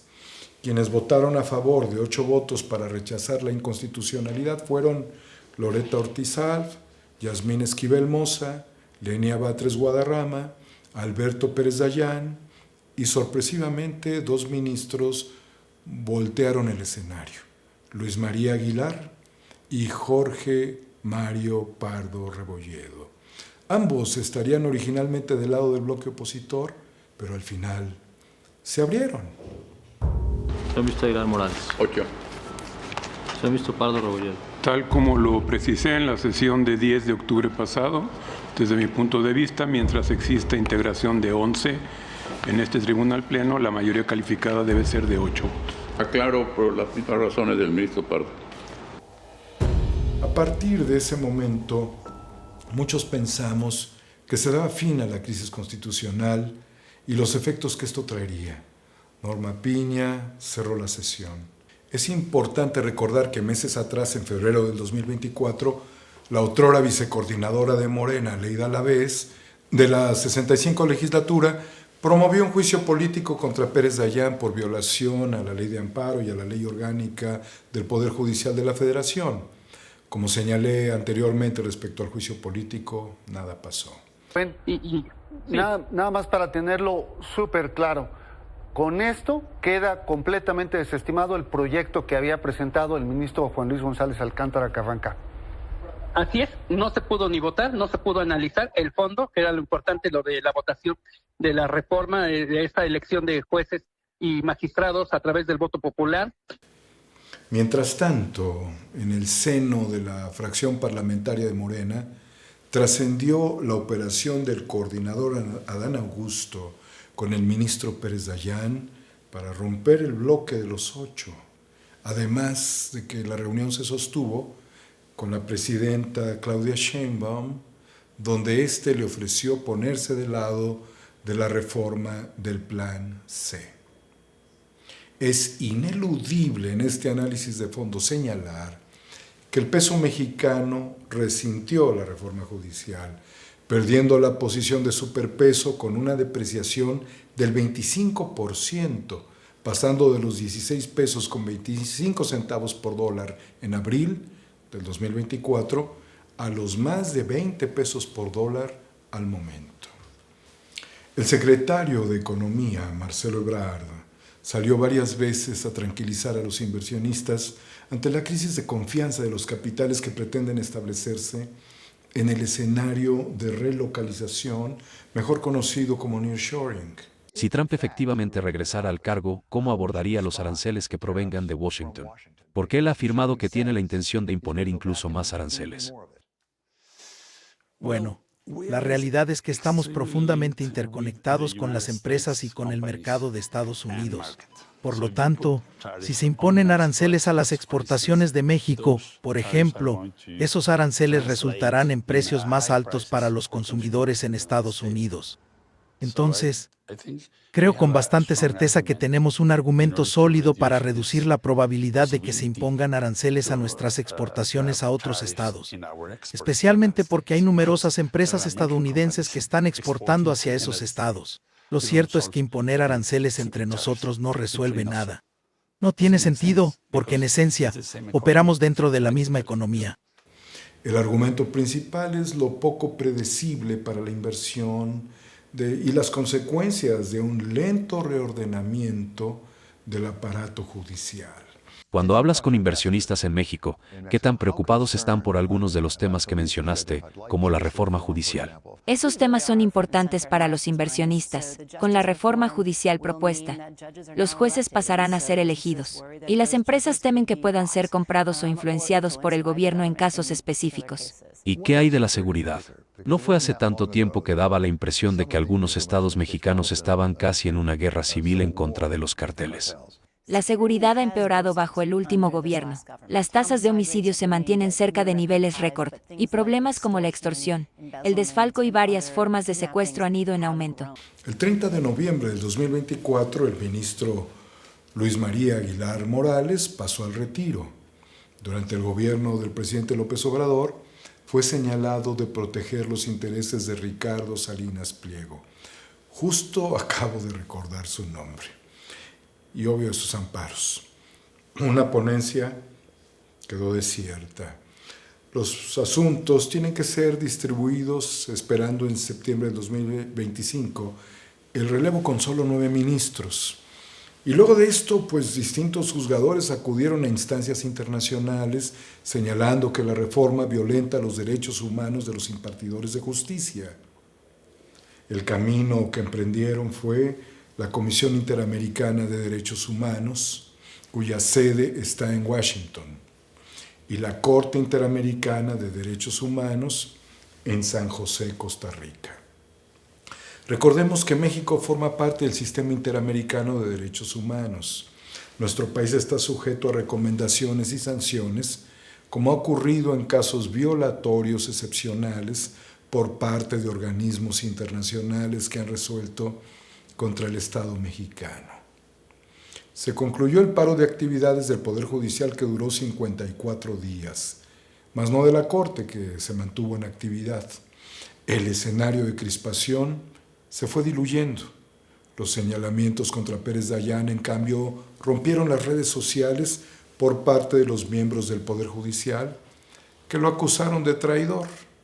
Pero lo cierto es que a Pérez Dayán le importaba más su seguridad personal y la de su hijo ante los señalamientos de acoso sexual.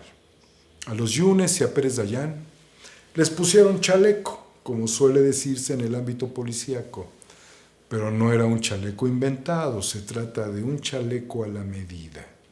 Por su parte, el Tribunal Electoral del Poder Judicial de la Federación resolvió que a pesar de las suspensiones provisionales y definitivas otorgadas en diversos juicios de amparo, el INE debería organizar las elecciones de jueces, magistrados y ministros. Sin embargo, el Tribunal Electoral no tiene la autoridad para resolver los juicios de amparo que fueron promovidos contra la reforma al Poder Judicial. Mientras tanto, se mantienen las críticas contra el exministro Arturo Saldívar, de quien se dice es el autor intelectual de la reforma, por ser el abogado defensor de los banqueros en el fraude del Fobaproa, que al cierre del sexenio de López Obrador, el saldo de la deuda será de... El Fobaproa significó una deuda de 1 billón de pesos y se ha pagado desde entonces otro billón y se sigue debiendo lo mismo. O sea, van a pasar 50, 70 años, porque año con año de presupuesto se tienen que destinar alrededor de 40,000 millones de pesos solo para pagar intereses de esa enorme deuda. Arturo Saldívar protegió las ilegalidades de los banqueros ante la Suprema Corte de Justicia de la Nación. Se sabe que entre banqueros se prestaban ingentes cantidades de dinero sin solvencia, causando un problema sistémico, además de que hubo bancos que no debían ser rescatados, no lo necesitaban, con lo cual ampliaron su capital, especulando contra el país. Esta acción de defensa de los siniestros banqueros de Banamex, BBVA, Bancomer, Banorte y Vital se promovió en el amparo RA 878/2004. Así, se impidieron las auditorías a estas entidades, que de haberse realizado el monto de la deuda sería muy inferior. No olvidemos que el caso del Fobapro ha sido el asunto más cuestionado históricamente por Andrés Manuel López Obrador, por convertir la deuda de los bancos en deuda pública, la cual llegará casi a 80 años de pagos mensuales y donde los bancos rescatados, luego de recibir ese beneficio, se vendieron en operaciones de la Bolsa de Valores a entidades extranjeras sin pagar un peso de impuestos con las multimillonarias operaciones. La Suprema Corte se convirtió en defensora de las élites, de la oligarquía, de los poderosos, de la comentocracia, de la derecha. La banca se apoyó en las buenas formas de Arturo Saldívar, quien después sería premiado como ministro de la Corte por el narcopresidente Felipe Calderón.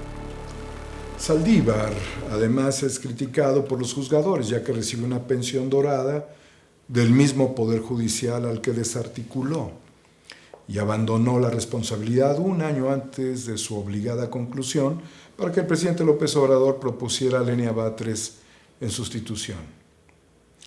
Saldívar estaría recibiendo también ingresos federales por estar trabajando en el gobierno de la 4T. No es el único caso. Olga Sánchez Cordero, quien es ministra en retiro, recibe una pensión dorada de la Corte. También tuvo un sueldo como secretaria de Gobernación y como senadora durante los pasados 6 años y tiene un sueldo actual como diputada federal de Morena. También la diputada Olga Sánchez Cordero de Morena informó que fue hospitalizada la mañana del martes a recomendación de su médico.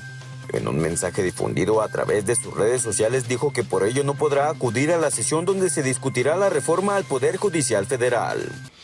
Además de otras concesiones que le dio Peña Nieto y también en la 4T. Bueno, su hija Paula García Villegas Sánchez, quien fue crítica de la reforma, al pedir que ésta fuera reconsiderada, está postulada al cargo de ministra, como lo fue su señora madre. Estos son verdaderos servicios que le prestan a la patria. Durante el gobierno de López Obrador, despachos de abogados tuvieron en su agenda limitar y suspender mediante amparos las obras del gobierno de la Cuarta Transformación. Convengamos que los amparos son promovidos por personas o organizaciones, no por juzgadores.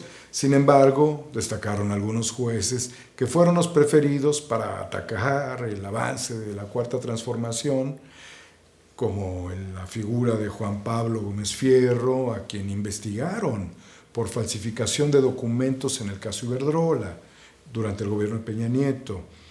Gómez Fierro, juez segundo de distrito en materia administrativa, en donde se resuelven asuntos de competencia económica, radiodifusión y telecomunicaciones, fue abiertamente criticado por el presidente López Obrador de señalarlo estar al servicio de los privados. Ya un juez a modo, un juez por encargo, el juez Gómez Fierro, que es el que utilizan siempre los grupos de interés cuando hay un interés en contra de la reforma eléctrica, ahora contra la seguridad, es un juez de contentillo que actúa de queda bien. A menos de un año de su gobierno, en 2019, ya había 5.400 amparos en contra de las obras de la 4T, lo que significó que López Obrador blindara los proyectos en marcha mediante un decreto que los clasificó de interés público y seguridad nacional. Luego de que la Corte señalara que se limitaba el libre acceso a la información para conocer el gasto del gobierno en las obras y otros aspectos de relevancia, el jefe del Ejecutivo emitió y firmó el nuevo decreto con el que se reconocen y declaran como estratégicas prioritarias de interés público y de seguridad nacional las instalaciones del Tren Maya, del corredor interoceánico del Istmo de Tehuantepec y los aeropuertos internacionales de Palenque, Chiapas, Chetumal y Tulum en Quintana Roo. Una lamentable situación fue la liberación de criminales de alta peligrosidad los fines de semana. Esto fue muy criticado en las mañaneras del presidente. A continuación voy a explicar 25 casos relevantes precisamente de estos 192 que han sido liberados entre viernes y domingo. Oye, ¿y por qué ordenaste que se liberara a las 7 de la mañana del sábado? ¿Por qué no lo hiciste el viernes a las 7 de la mañana? ¿O el lunes? ¿O el jueves? ¿Por qué lo hacen el sábado? Porque no da tiempo de empezar a pedir información en estados sobre antecedentes penales. No da tiempo. Y además el juez 24 horas. Si no, atente a las consecuencias. Aunque se debe aceptar que muchas liberaciones se deben a fallas en el debido proceso y falta de elementos que no fueron acreditados por la FGR o las fiscalías de los estados, en el caso de delitos del fuero común. Esto también lo comenté al presidente. A partir de los amparos y las denuncias hechas en la mañanera sobre la manera en que juzgadores volteaban la ley, el presidente señaló que tenía confianza en las capacidades reformadoras del Poder Judicial. Evidentemente, el ministro Saldívar tenía una agenda para el avance, pero era pírrico. Los ministros se habían amparado para ganar más que el presidente de la República, y desde el Ejecutivo se criticaba el fideicomiso de la Corte y algunas prestaciones que contrastaban con la política López Obradorista de austeridad. En la mañanera señalé a un tal magistrado Lord Ferrari, catedrático universitario conocido por sus alumnos por voltear la ley. También mencioné a un juez que tenía más conexiones que las líneas del metro y que estaba vinculado a la corrupción de cuello blanco y con vínculos a la red de despojo de viviendas a favor del cártel inmobiliario. Señalé al ministro Eduardo Medina Mora, quien fue perdonado por la 4T, entre otros jueces y magistrados que acumulaban expedientes para favorecer intereses de poderes fácticos, a criminales de cuello blanco. Es importante recordar que en la larga lucha de Andrés Manuel López Obrador por la democracia, recibió el ataque de Vicente Fox, quien conjuró para impedir a toda costa el ascenso político del tabasqueño. Primero con el desafuero por desacatar la decisión de un juez que le impedía construir una vialidad en la zona de Santa Fe para comunicar el hospital ABC, y con una estrategia de la Procuraduría, cuyo titular era el general Macedo de la Concha, junto al fiscal de apellido Vega Memije y el ministro de la Corte, Mariano Azuela, que lograron desaforarlo con la participación de la Cámara de Diputados, dejando el cargo de jefe de gobierno con la intención de descarrilarlo de la contienda presidencial para llevarlo a la cárcel. El predio, motivo del desacato, no tenía registro público. No lo encontraba por ningún lugar, por lo que el proceso para desaforarlo, encarcelarlo e inhabilitarlo de participar en la elección presidencial por parte de la Procuraduría era un montaje ruin y vulgar. Hay que señalar que este acto indignó a un amplio sector de la población que vio al indestructible López Obrador vulnerado en sus derechos políticos. A mí me obligaban, cosa juzgada, ya, la Suprema Corte, a pagar, me acuerdo la cantidad, cuando era jefe de gobierno, me acuerdo de la cantidad porque es una fecha histórica, 1.810 millones de pesos por una supuesta afectación. Había que pagar una indemnización de un terreno, paraje San Juan, que no existió, que crearon las escrituras falsas con notarios corruptos, y fue avanzando el juicio, y como había contubernio con el gobierno, nunca se defendió el caso hasta que llegó a la corte y ya me ordenan, o paga o le destituimos.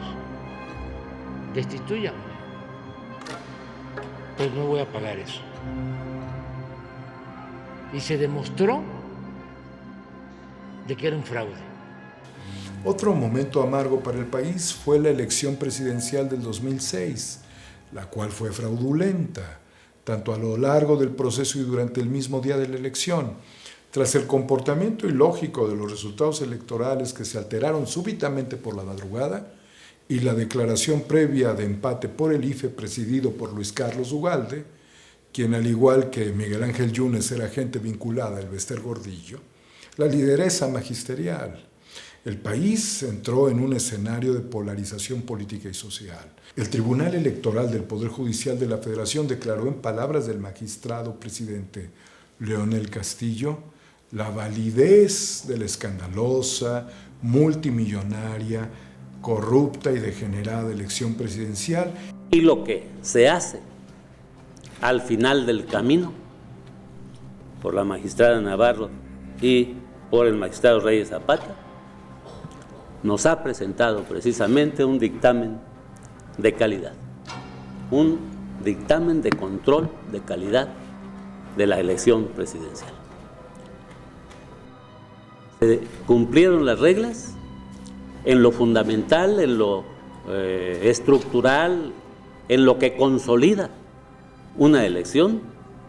El dictamen habla por sí mismo, aparte de las explicaciones que cada uno de ustedes ha dado con anterioridad.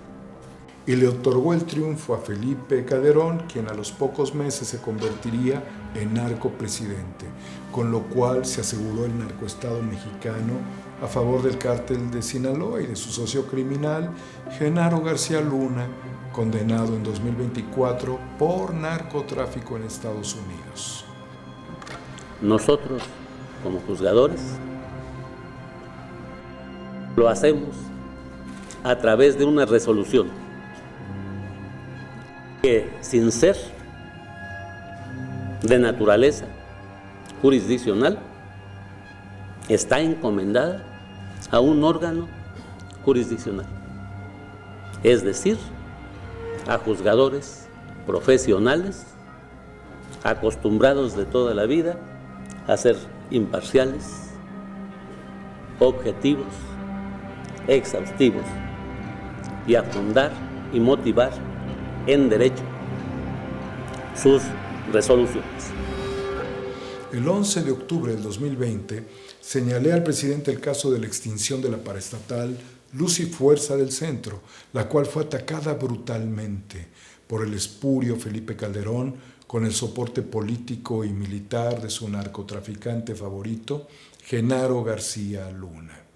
El decreto de extinción se hizo público el 11 de octubre del 2009.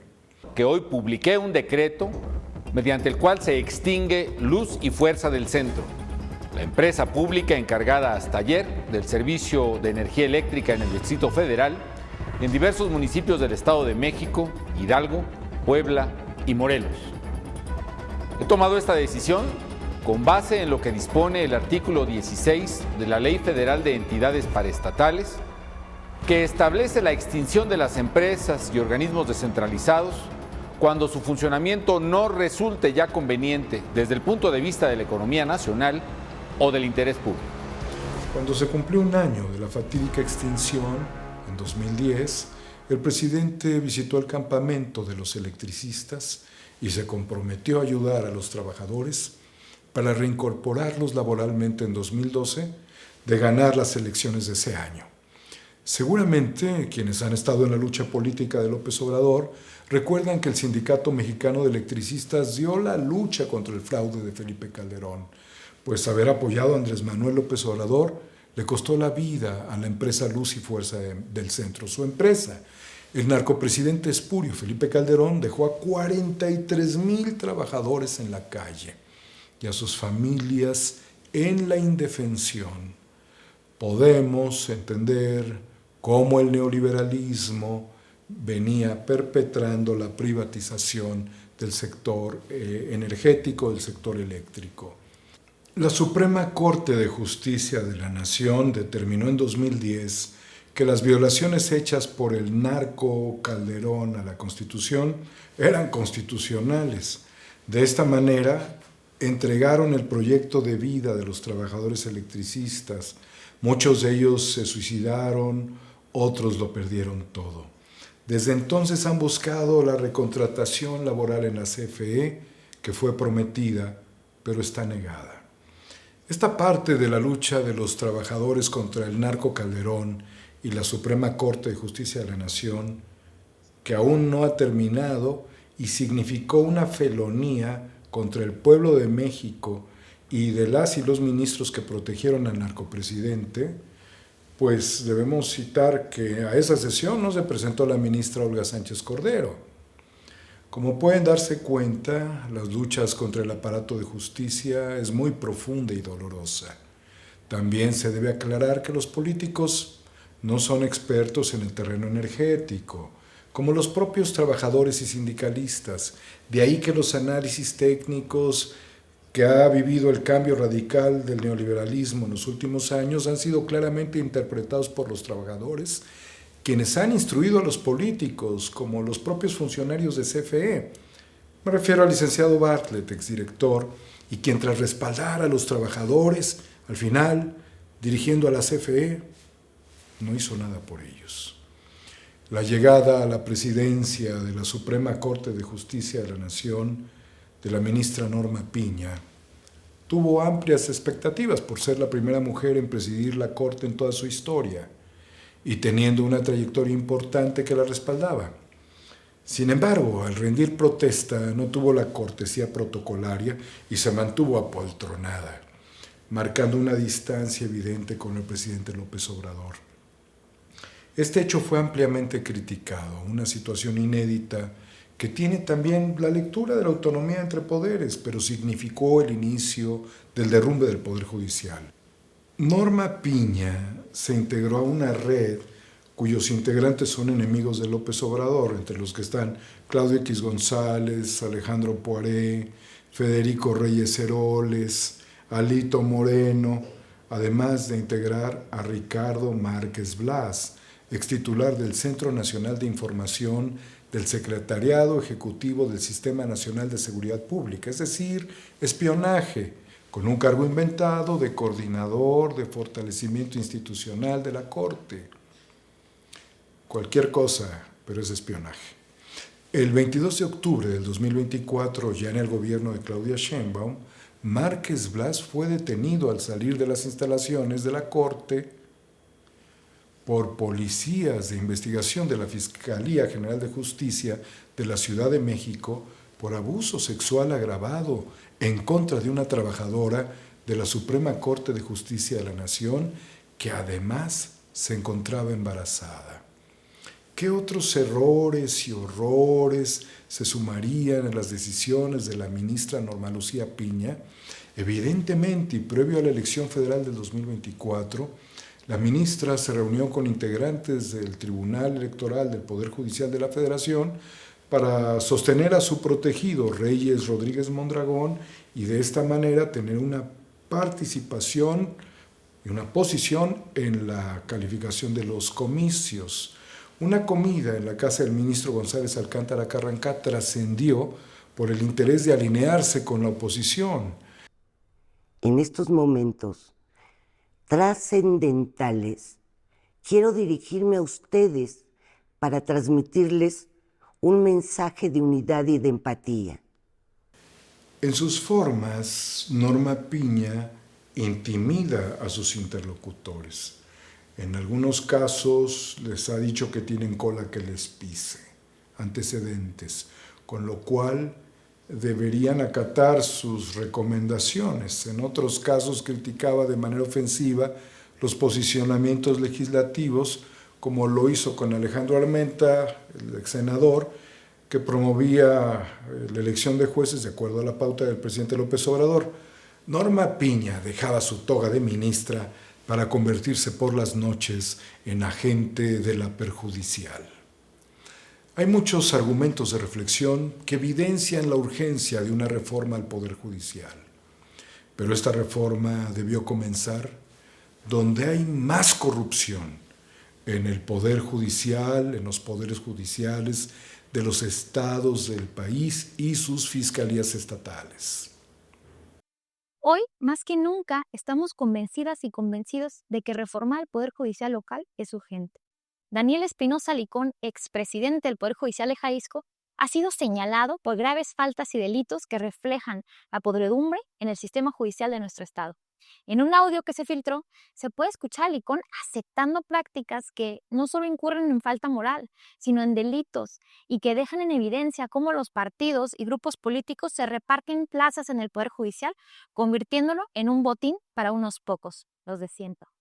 Asimismo, en el audio admite que tuvo acceso a cargos dentro del Poder Judicial con la venia del Ejecutivo. Espinosa Licón fue magistrado durante la gestión de Enrique Alfaro, entonces presidente municipal de Guadalajara, y luego fue presidente del Supremo Tribunal de Justicia del Estado cuando Alfaro fue gobernador. Esto dice con su visto bueno. De la división de poderes ya ni hablamos. Además, se destaparon prácticas como la creación de chivos expiatorios, el cobro de cuotas o el espaldarazo para dictar sentencias bajo la influencia del Ejecutivo Estatal, lo que pone en evidencia que el Poder Judicial en Jalisco no está al servicio de la justicia, sino de la disposición de los intereses políticos de ese turno. Este caso no es un incidente aislado, es un reflejo de un sistema judicial que ha permitido la corrupción y la impunidad durante demasiado tiempo. No podemos seguir tolerando que la justicia esté secuestrada por los intereses políticos de turno. Hoy, más que nunca, necesitamos un sistema que garantice que la justicia no tenga precio y que todas y todos los ciudadanos, sin importar su poder o influencia, tengan acceso a ella de manera equitativa. El INE se enfrenta a una elección inédita y extraordinaria donde no es requisito tener carrera judicial, lo cual no es positivo. Además de que es necesario proteger al nuevo Poder Judicial de la Federación de la infiltración de personajes sujetos a intereses económicos nacionales y extranjeros, grupos políticos, cofradías militares y también a organizaciones criminales, ya que se destruye la autonomía del Poder Judicial, la cual es su columna vertebral. Hay que dejar muy en claro que el sistema interamericano de derechos humanos es pro persona. Los dictados de la justicia no son producto de la aclamación, tampoco por consenso de redes sociales o intereses políticos. De ahí el terror que causa el que para alcanzar la reforma se hayan bloqueado órdenes de aprehensión contra Yunes o Pérez Dayán desde el Senado de la República, lo cual deja un mal precedente causando un daño irreparable a las víctimas, su revictimización. El Consejo General del INE aprobó un presupuesto de 13.205 millones de pesos para la elección de integrantes del Poder Judicial, pero el monto autorizado del presupuesto de egresos fue de 6.219 millones de pesos. Esto indefectiblemente tiene implicaciones operativas con una reducción del número de casillas y el método de elección, asimismo la complejidad de la boleta, la reducción de funcionarios de casillas, se requiere más tiempo en el recorrido de las urnas, para las personas adultos mayores implica más dificultades. Los candidatos están a la deriva, no tienen la preparación para hacer campañas y deberían invertir sus propios recursos para ello. Hay que decirlo, el proyecto de González Alcántara Carrancá era totalmente sostenible. Una famosa analista que sale en televisión dijo que era una propuesta envenenada.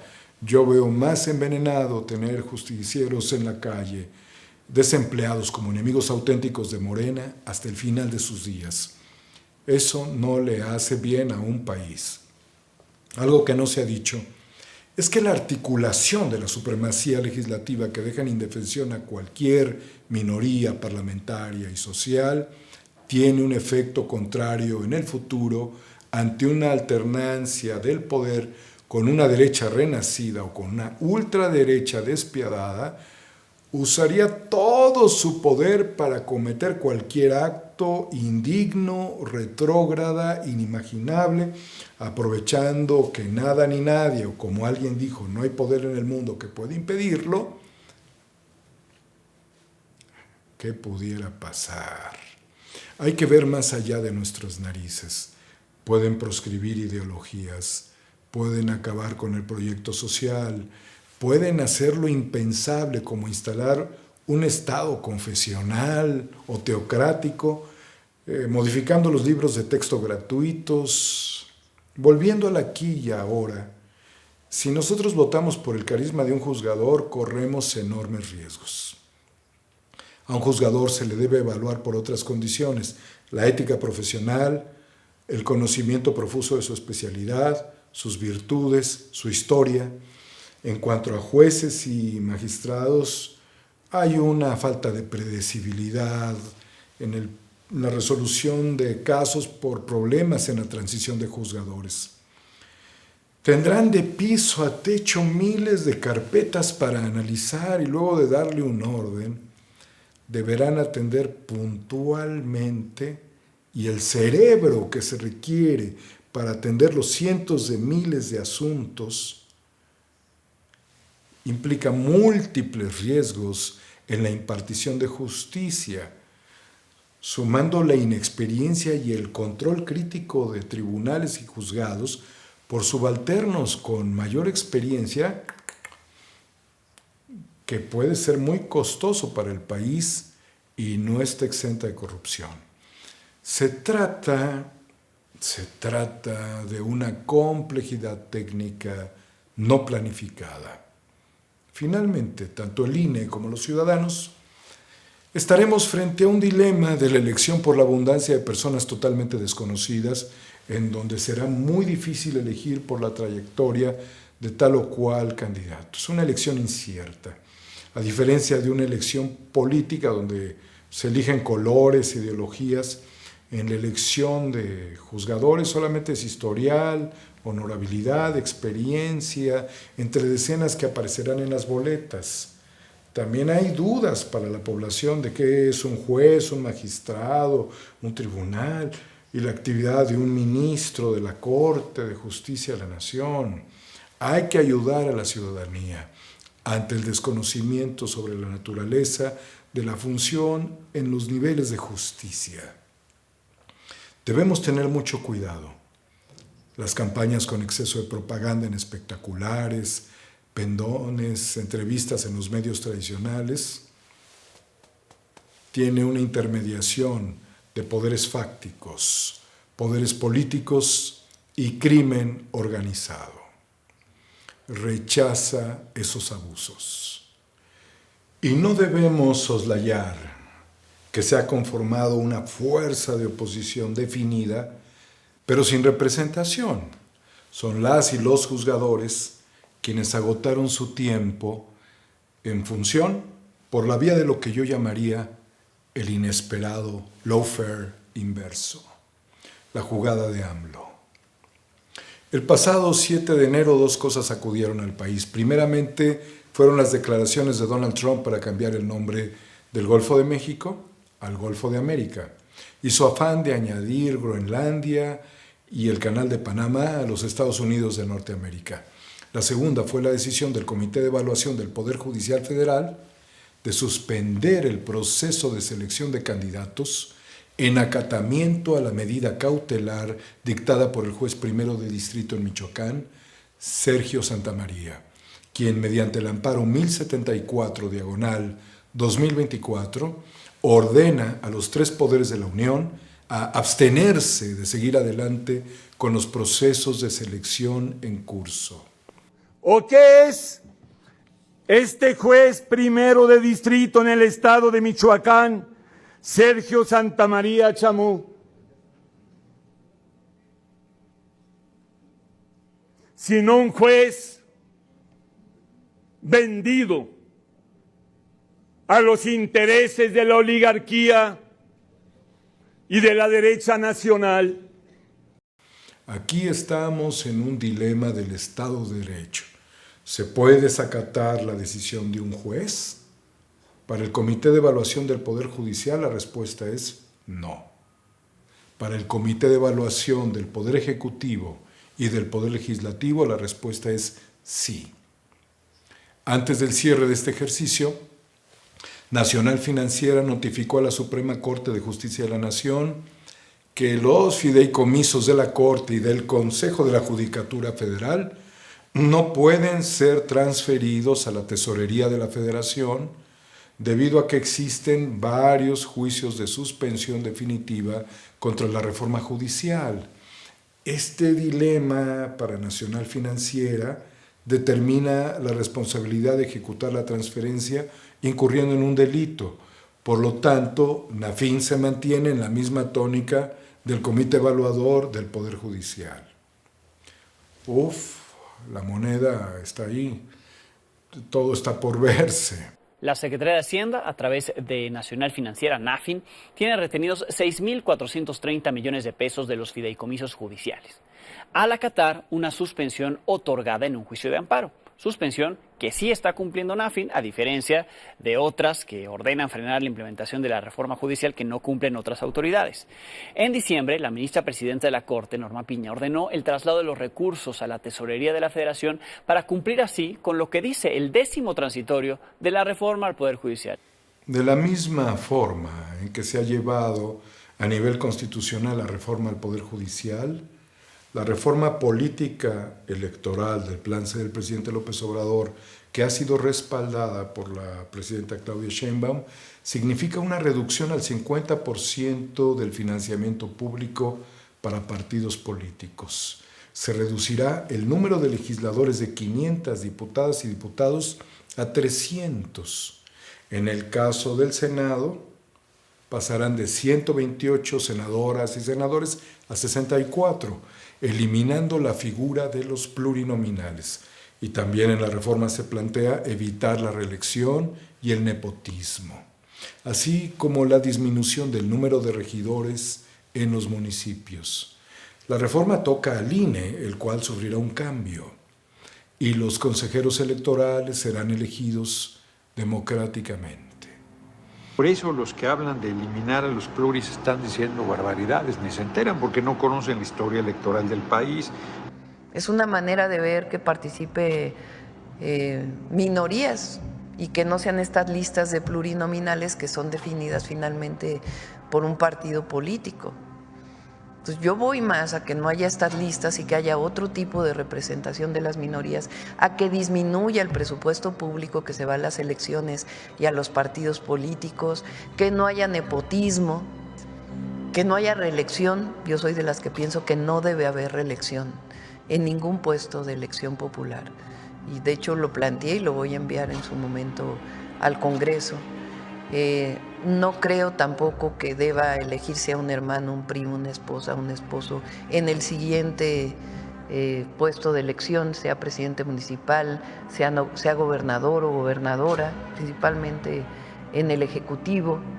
Asunto solucionado. Me vienen aquí a querer chantajear. Ay, como usted está.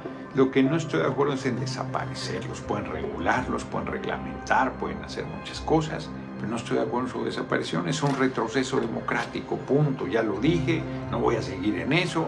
Y quien venga aquí a amenazarme es que ya no te voy a apoyar. Pues no me apoyen, hombre, apoyen a quien quieran. En su momento, en la reforma que envió el presidente se planteaba que no tuvieran financiamiento público los partidos políticos, con excepción del periodo electoral. Y entonces que sea voluntario el participar en un partido político. La verdad es que es una buena propuesta. Entonces, todo ello hay que presentarlo y que se abra una discusión en el país. Porque no necesariamente, o sea, el INE tiene 27,000 millones de pesos este año de presupuesto, el 2025. 27,000 millones de pesos. Yo creo que el presidente recordó que ante la positiva participación ciudadana en la consulta popular del juicio contra los expresidentes, que no fue vinculante, era necesario bajar el número de participación de 40 al 30% para hacerlas válidas y vinculatorias. López Obrador incluye en la reforma la revocación del mandato también al 30% de participación ciudadana.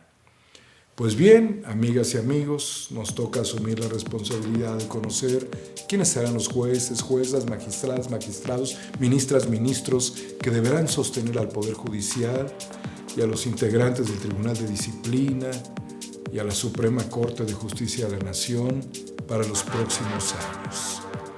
No es una tarea sencilla. Ojalá no apliquemos el de Tin Marín de Dopingüe o el Ave María, dame puntería en esta catafixia que es la vida misma. Nos vemos pronto desde la América Mexicana. Muchas gracias.